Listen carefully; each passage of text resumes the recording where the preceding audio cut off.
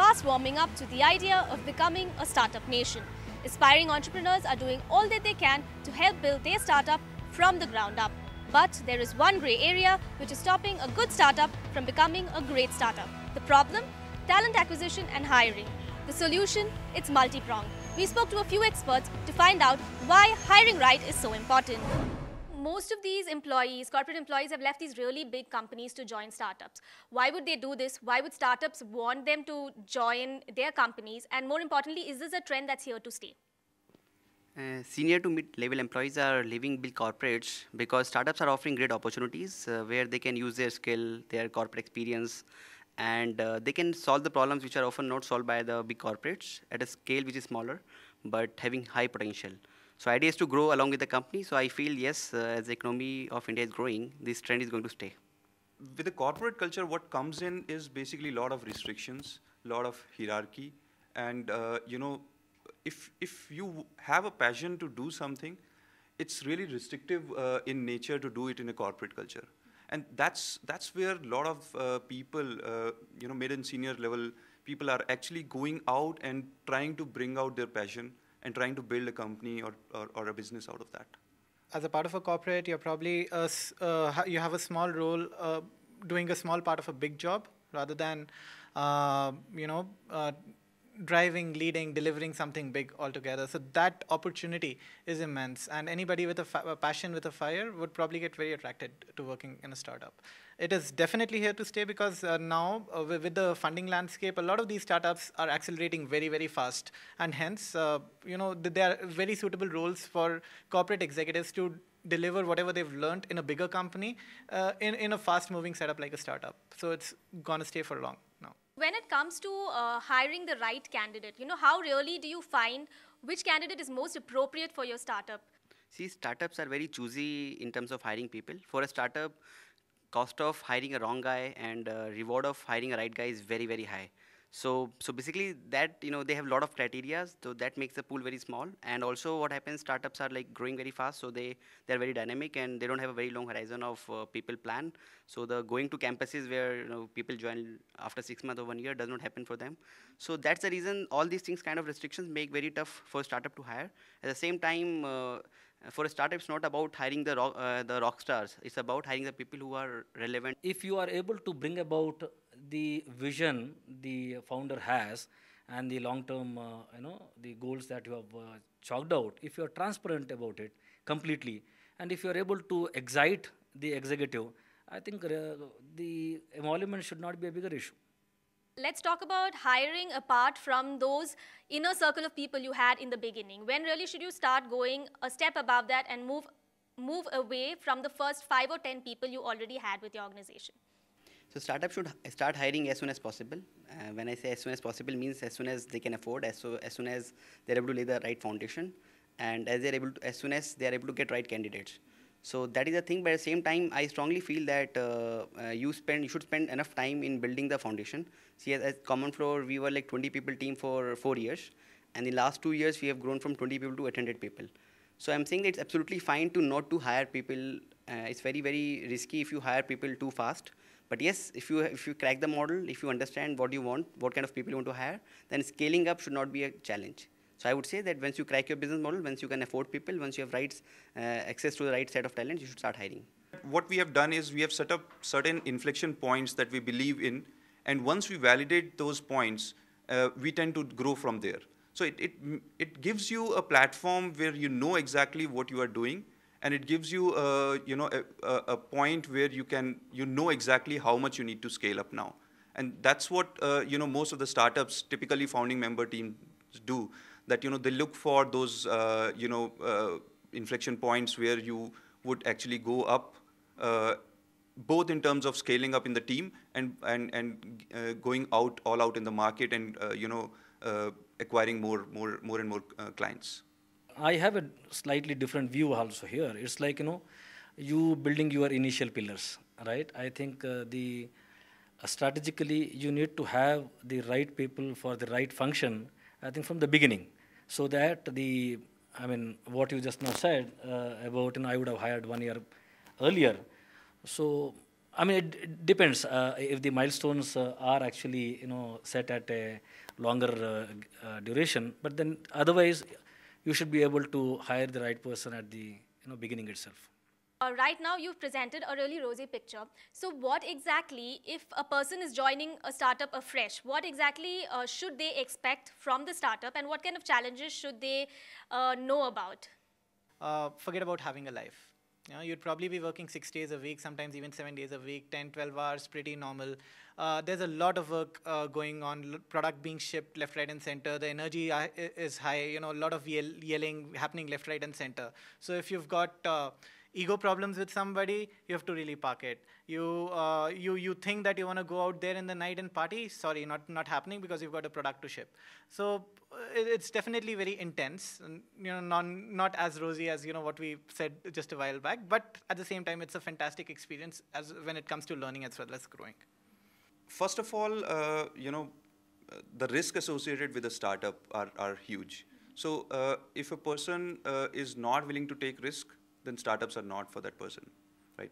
So once you take that risk and take that plunge, then you have to go through that rigor of every day you are spending, you are thinking, you are innovating all the time, and it's really difficult in the time frame that we are talking about. So say 14 hours in a day you are working, and then you have to go back and again think about what next do I do which will bring me more revenue, or which will make my product go and reach that next level. I would say that startups offer a lot of challenges, but again, you can see that them as a challenges or as an opportunity. So startups offer flat culture, flat structure, basically, where you are actually exposed. Your strengths are exposed and your weaknesses are exposed. So if you're doing anything good or bad, it will be known. And that is kind of opportunity, at the same time a challenge for few people. And you are accountable, you are responsible, and yes, you get to kind of learn a lot. So basically, you get to stretch yourself. So and then there's a lot of peer pressure in startups. So as a processes, startup offer a lot of flexibility that you can come anytime, you can leave anytime. We do Friday at 5 every Friday, so we kind of acknowledge people, we give pat on the back and all that. But then startups are like high performing machines, where if you are not the right part, that you are probably going to be misfit. So basically, yes, if you really want to test out that are you for startup or not, or build for startup or not, please work for one startup, you'll get to know. And that's not all. Corporate employees usually latch onto these startups for the bigger challenges that they offer. For example, a typical early stage startup may have fewer than 5 members in its core team. What does this mean? Each person is a one-person army. So corporate employees have higher skills to hold on. Huge offices, a pick-up and drop service, salary allowances, subsidized food, and most of all, fixed work timings throughout the week. Welcome to the swanky lifestyle led by a corporate employee in India.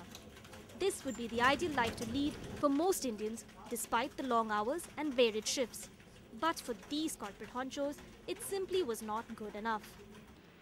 They quit their high-flying corporate careers to make a move that few would have picked in the era gone by. They joined startups. Take Manu MR for instance. He used to work with both Yahoo as a principal engineer and with Microsoft for 3 years as a senior engineer. His yearly job perks ranged from medical coverage to a cost-covered children's daycare center to an all-expense-paid car leasing facility and even fixed vacations. But to him, something was still missing. So he quit to join Nowfloats, a startup that helps take SMEs online. Corporates definitely give you technically challenging work, but here you get end-to-end ownership of things, right? So the excitement is in doing things end-to-end. So here I do coding, I do talk with customers, I do partner management. So all the problems are before you, right? It's not like you can run away from a problem here. And he's not the only one.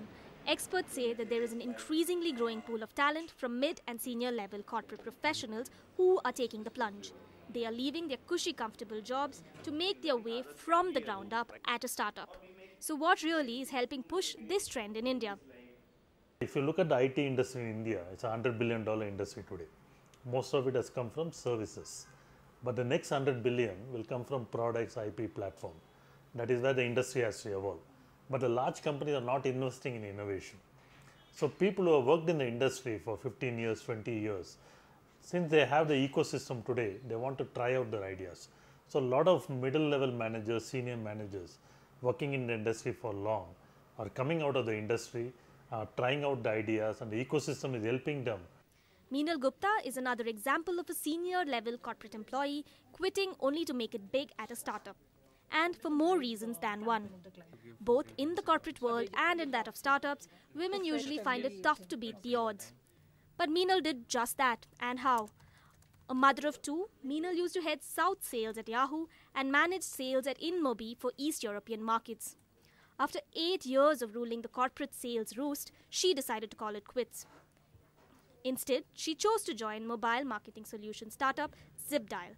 She says a career at a startup is something she would pick any day, especially for the flexibility it provides. I'm a mother of two, so the biggest advantage it gives me the flexibility, the culture here, which is very dynamic, and people understand. They know our working style, and you can always tell them that, you know, sometimes you want to leave early, you want to come late, whatever. You can work at your conditions, and what all is bothered in ZipDial is that you need to work. What time you're working, when you're working, how you're working, it's entirely up to you. So I think that makes a life much easier for me, at least for me, you know, for a mother. But her road to joining the startup was far from easy.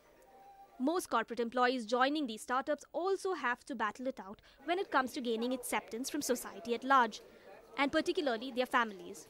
The most common reason they cite for this is a lack of awareness about startups and startup culture, and also a general disregard for anything that is not an MNC.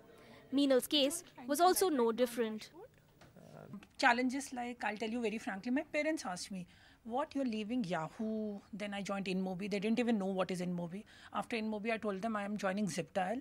ZipDial, okay, because I know my mother still tells some of my, you know, relatives that she works with Yahoo, because they really can't relate with this startup culture and all. But yeah, that's the biggest thing. You have to really make them understand, you know, how the companies, what we do, and why we left a bigger company and why we are working, the advantages. On the flip side, startups are cashing in on this trend. Senior level hires from bigger, well-established companies were far and in between for most of these startups until about a year ago. One of the major reasons being the limited budgets that startups tend to work on. The shift that senior and mid-level employees are now making is one that they welcome with open arms. You need people who worked in the industry, who have seen technology changes, who have seen the scaling up game. That is very important, because when you start small, when you want to become big, that experience helps you to become big. If you don't have that experience, you'll not be able to understand the nuances of scaling up and becoming big. So all these guys, veterans who worked in the industry for long, understand the technology change, understand the game of scaling up, and also they have to connect with the global markets. And that is very important for a startup, because most of your product will be sold to the Western world. And why not? Budget is now no longer a constraint for these startups, thanks to the pay cuts that these corporate employees are willing to take for a job far more challenging. Take Satish Vatekar, for instance. Having previously worked with corporates for more than a decade, he took more than a 33% pay cut from IBM just to follow his dream and build something more meaningful from scratch at a startup. He believes that while this was a highly risky move, it is something that will reap equally high rewards. Much smaller company when it's a startup, right? So you're working with some 500 people. It goes down to 5 people. You know everything about what's happening.